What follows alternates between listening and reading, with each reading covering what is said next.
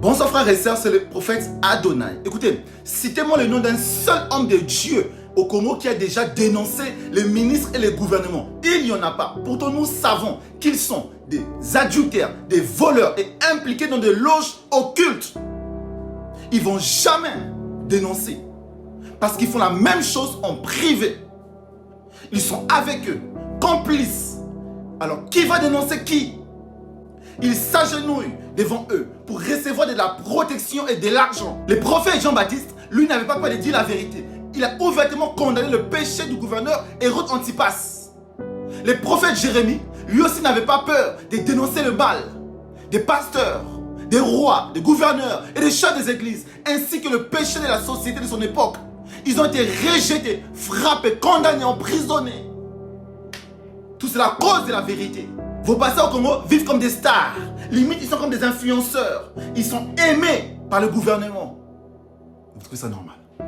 Aujourd'hui, ils construisent des grandes églises pour nourrir leur orgueil, au lieu de bâtir des entreprises, des écoles et des hôpitaux, pour que le peuple travaille et vive dignement. Comment voulez-vous que le pays change? Comment voulez-vous que la vie des âmes soit transformée? Ils sont tous dans la loge à cause de la pauvreté et de la peur d'aller en prison. Vous allez à l'église matin, midi, soir, mais vous restez misérables et pauvres. Ni vos vies, ni le Congo ont changé. Et pourtant, vous continuez à vous mentir en vous-même, en vous consolant derrière des fausses prophéties qui ne s'accomplissent jamais. Ils savent seulement dire offrande, offrande, offrande. Ils ne connaissent ni la prière gratuite, ni les prophéties gratuites. Et vous les âmes, tellement que vous êtes désespérés et misérables, vous continuez à leur donner. Et vous ne vous posez même pas la question, nos vies changent-elles réellement? Vous les rendez riches pendant que vos jeunes filles se prostituent pour un iPhone ou de l'argent, et que vos frères sans avenir dorment encore dans la maison familiale et dépendent toujours des membres des familles pour manger, même après 30 ans. Peuple insensé, des rêveurs et incultes.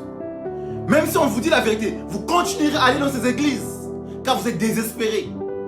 Vous avez besoin qu'on vous ment, qu'un jour vous serez millionnaire, vous serez milliardaire, vous serez en Europe, vous allez vous marier.